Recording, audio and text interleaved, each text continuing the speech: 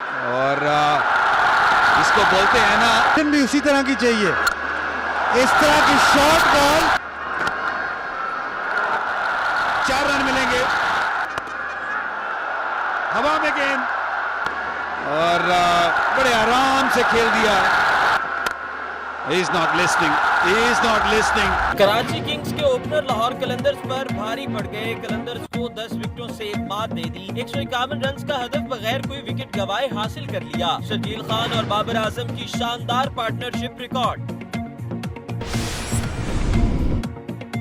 कराची वाले सिर्फ स्क्रीन पर ही मैच देख सकेंगे। सिंध हुकूमत का PSL मैच खाली स्टेडियम में कराने का फैसला। वज़ीर आला सिंध ने कहा कि कोरोना से बचाव के लिए शायकीन को स्टेडियम जाने की इजाजत नहीं होगी। PCB के खिलाड़ियों को हाथ मिलाने से इज्तनाब करने की हिदायत।